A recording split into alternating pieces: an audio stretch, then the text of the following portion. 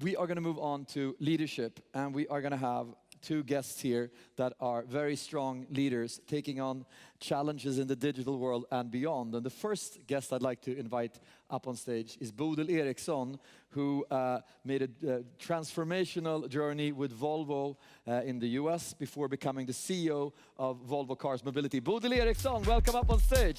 Have a seat.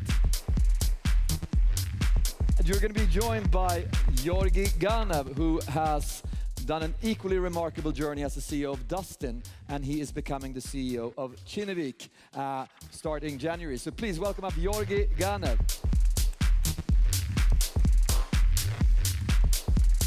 Have a seat. So the great thing about having a conference, you can invite whoever you want to have on stage. And you are two of my favorite leaders. And I want to discuss leadership and how to understand more how you drive change and digital change specifically. First, some background. You were parachuted into Volvo in the US to get Volvo cars back on the road again. Could you take us back to what happened when you got there, and then a little bit on the journey ahead? All right, Volvo Cars was out of sight and out of mind in the US. We were almost gone completely. No one shopped Volvo Cars. We had 4% spontaneous awareness. 4%? 4%. And that is amazing for a brand that has been 60 years in the US, and almost everyone you meet grew up in a Volvo Cars. But now we had lost relevance, and at the same time, this huge transformation of Volvo Cars was happening in the rest of the world and very much here in Sweden. So the task was really to kind of fix it, and I was not the only one doing it, but we started to do it. And fast forward 3 years, where were you then? It's okay to brag here on stage. Sure. Okay, so we had gone from 56,000 cars to 80,000 cars in annual sales. We had moved the brand spontaneous awareness from 4% to 16%, passing Jaguar, Land Rover, Porsche, Lincoln, and really being on par with giants like Subaru. Still a little bit behind the Germans, but they had 15 years of spending a lot of money on doing it. So, yeah. And we're going to come back to your new challenge, which is an even greater one. But first, Georgi, you have been an executive in the telecom industry with Telenor, and the last years you have been the managing director. You still are the managing director of Dustin. What is Dustin, and can you give us a sense of scale?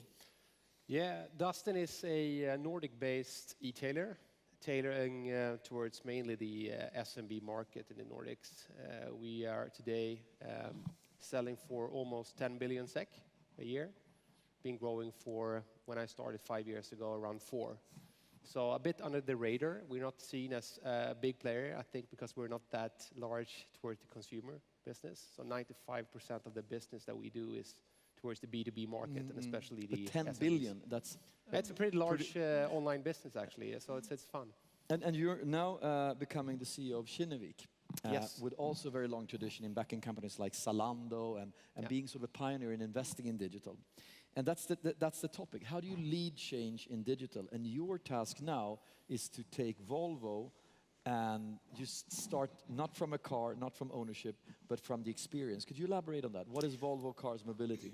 Well, the background is, as we all know, that cars will not be a necessity in the future. Well, people will choose not to own a car as much as in the past, simply because there will be options. Right now, there is really no solution out there that caters to ownership. It is a lot of, in the e-hailing segment, so you can grab a Uber or similar segments, but really there is no alternative or concept catering to ownership. And Volvo Cars is brave enough to realize that this is happening, that the automotive industry is not the same as it was in the past and will not be the same. And other industry and other, it's not just the disruptors, but everyone around is like dismantling or disbundling the car. So the great thing is that Volvo Cars has realized this is happening. We need to do something ourselves to ensure that the 90 years of history is also for the future. So a lot of projects are being run in Volvo Cars itself, catering to more flexibility. But my task is really to develop an alternative business model, and a business model that caters to the people that do not want to own a car. Another Volvo, but starting as an app, not as a car that you own. Absolutely, because the way we will be understood is not specifically through the hardware, but the way that people will use the service. So the way they will interact with us, the way they will find the cars, the way they will book and interact, and maybe also get help in terms of services and so But it forth. could That be, I will want happen 9 digitally. seats this week and I'm going to Åre. Next week I don't need a car, so uncheck that. And then I want to have an Uber because I'm going to the airport. Absolutely. And that is like actually quite basic needs. Yeah. But there is so much more, because when you leave the ownership and really embrace that you are on the other side, so much happens. And this is what we are now exploring. And the task is really more important than the car itself. Because when you don't have your own car, and I've been like the biggest car guy in the world. I even name my personal cars when they are really very good. But now when I don't have a car and just use car sharing and other concepts, then something happens with me and the task and the way I want to drive. I completely agree. The same happened to me with music. I used to love the vinyls, like the CDs, and I get stressed out by having too much music to choose from. So you decouple ownership, something changes. Have you tried Spotify? Sorry? Have you tried Spotify? Yeah, and that what stresses me out, and I listen to exactly the same playlist all the time, because I don't have time to make new ones. But the retail industry has also been transformed dramatically. Yeah. What are some of the things that you saw from your vantage point with where traditional industry and e-tailers try to sort of fight it out for the new retail model? But I think, I mean, as you say, retail is going through a huge transformation, especially if you see it from the, I mean, the great perspective is offline to online, right? Then Dustin, we are luckily being positioned as an online player, and we don't have to drive that transformation. However, what we do have to do is to think about what's the multi-channel, omni-channel approach for our customers. And we found out that many of our customers in the core segment, especially the smaller corporations and the companies that are less than, I would say, 50 employees, they wanted to have a advisor. So we had to approach them with relation sales. So our multi-channel approach was to basically have a sales force that can take care of our smaller customers in a cost-efficient way without shifting the sales of more basic hardware from the online to the offline. So approaching these customers with the right services, recurring revenues in terms of managed services, but at the same time drive the online platform forward. So that basically was the ambition and the challenge for us. And we have, for a few years now, succeeded very well in that. But how do you drive then change? And I wanted to generalize that question, because people are from different industries. Most have the same problem. What the hell are we going to do when everything is moving so fast? And how am I going to get the culture right, or the mindset, or the methodologies, or whatever it is? What are some of the sort of leadership lessons that you could share with the audience? I mean, from my perspective, it's always been, no matter what industry you're in, to be very clear, articulating a clear vision and an end state, right? And then not being afraid for a bumpy ride, because the only thing you know is that you never know how to get there, right? So I think to have too much of a rigid strategy and to try to act from a playbook from a day-to-day basis, that won't work in an ever-changing market. I mean, we think things are moving fast today, but all we know that it will never be as slow in the future as it is today, right? So I think to be more flexible, more agile. And when it comes to people, I think we need to focus to get people around you that will ask every question. So they are asked before you take a decision, but when we have decided to go in a direction, we follow that path. So people that are around you with high integrity, open mindset, and not afraid of basically losing control. Because I think change is about being okay by losing control from time to time. I would absolutely echo the need for a mission and own it and make it famous. Really make it like the driver for everything you do, and be passionate about what it means for people and the way people can make it their own and co-own the change.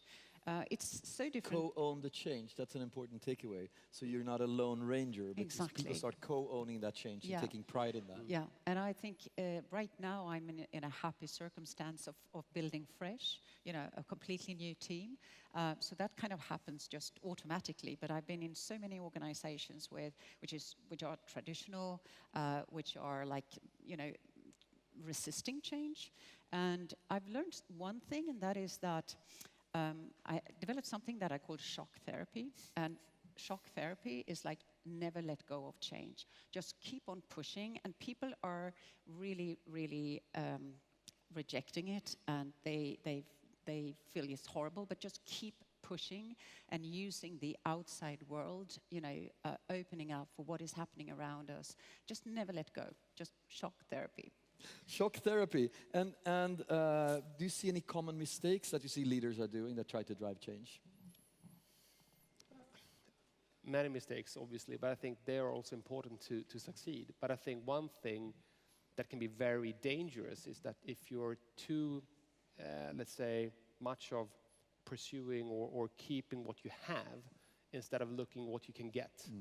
So if that's a typical mistake, I would say. And if you go back to retail industry or all industries that are going through a transformation, if you're afraid of cannibalizing your own business, you will never succeed. So when we were chatting behind here before, and just the idea of setting up a new entity within Volvo Cars. Yeah, it's a new entity. It's sitting in epicenter. It's a new Exactly. place. It's completely new people. Ordering things from Dustin, not from Volvo IT internally. So I think that's super for several reasons, but never mind. I think that's the way you have to approach change. So you're not afraid of keeping what you've always had. No. But you've been a business builder all your career. Now you're going to be an investor. You're going to head up one of the sort of mightiest investment companies.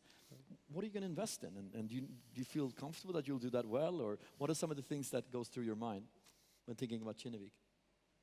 I think, it's of course too early for me to state something official about Kinnevik strategy since I'm starting in January. But I think from a mindset perspective, it's very much about being close to the entrepreneurs and to see the potential, and to be, again, try to be an investor that I would like to have if I was running the company myself. And something that I think about is when me and the team were able to develop Dustin in a way that basically build on what the entrepreneurs had actually founded some time ago.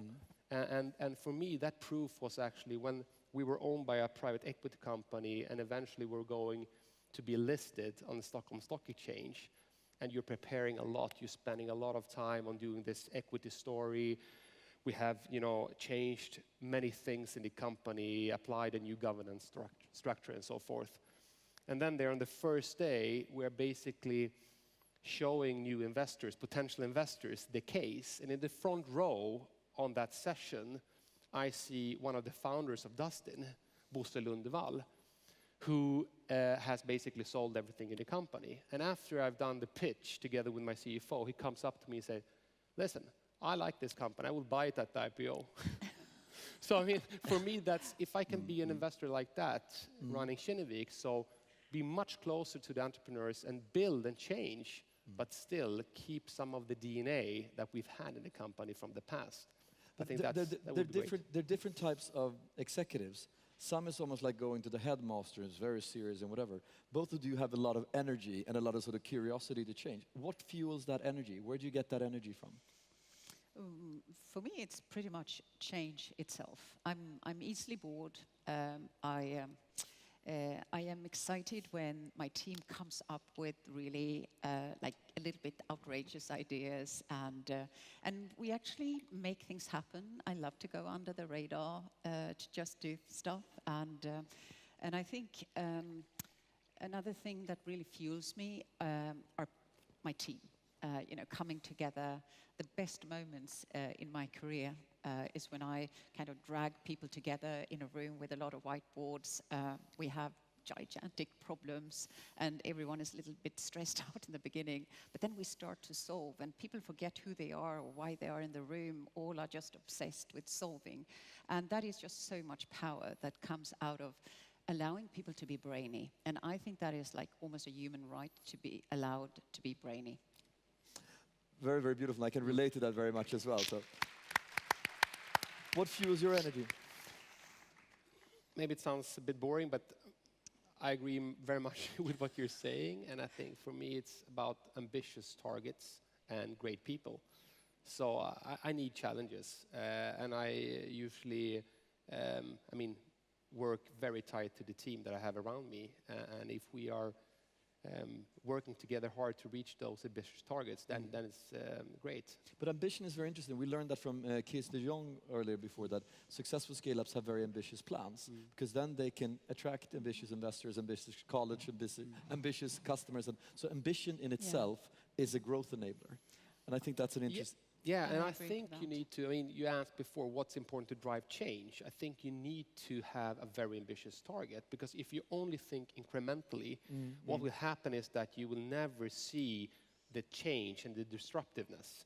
I mean, disruptive changes, they come, gradually, suddenly. So if you're not basically having this very ambitious target, you will never be able to drive the change. That's my belief. Yeah. And that's, we have changed the whole way of looking at the, Totally let's agree. say, strategic plans at Dustin. We don't say that we need to every time iterate, but rather look short term, very short term, like what will happen in the next quarter or the next week.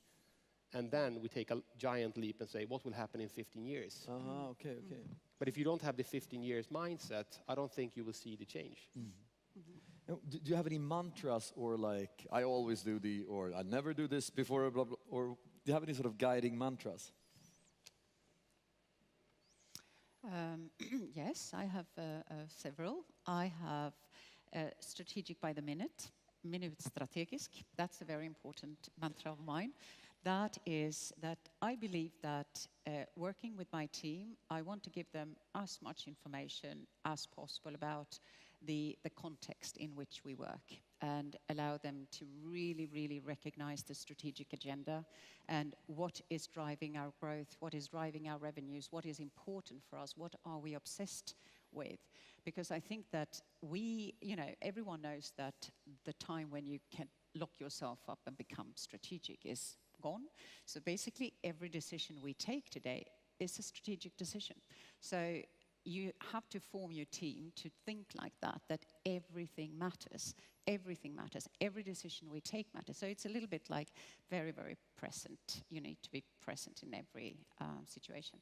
Then I have a very kind of personal mantra, which is stil och kompetens. Stil och kompetens. I think that is like Style brilliant, and competence. because actually you can adopt it to everything you do, the way you interact with people, the way you present your products, the way you just handle conflicts. It's all embracing kind of. That is very funny, because we actually have that in Result as two of the sort of the values in the brand. And we had a conversation a long time ago. What's the dress code of the company? Anybody that doesn't figure that out themselves is probably not the right hire, was the answer. So that's the dress code. But do you have any mantras? I think what I've said before is basically accept the problem and focus on the solution. So I think that, there are a lot of people that I meet that say, I don't see any problems, I only see challenges. I think it's kind of BS, because there will be problems, but to accept them and then focus on the solution. And to relate in how I would like to, let's say, spend my time is to say that with my team, we are never allowed to spend more than 20% on the past. We need to spend 80% on the future. Because if you tend to spend 80% on the past, what happens is that you end up in a blame game, because your solution, you're basically following why did things go wrong, instead of what are we going to do in order to find the solution. So that will be, I think, the mantra. We're having, unfortunately, only 20 seconds to go, but I want to hear what's most exciting right now. The most exciting right now is to ask ourselves, what is our legacy in 50 years' time? What is the world we want to see? And how are we actually tapping into that? What are we creating to make that happen? And the second most or equally important thing is that I have decided that the managing directors on every country organization will be a woman. At least half of the audience is clapping right now. Yeah, No. I think, from my point of view, I think in general terms, it's what will happen with machine learning. We just heard this experiment here before, but I think also going into my new role within Kinnevik, I think that will change so many sectors. So I'm really following that, trying to see what we can use. And for me, it's going to be the most exciting thing very soon is to see what you guys are going to do in your new roles and see how that plays out. And we'll hopefully have you back here and tell sort of the success story later on. Thanks for coming here and thanks for sharing. Thank you very much. Thank you.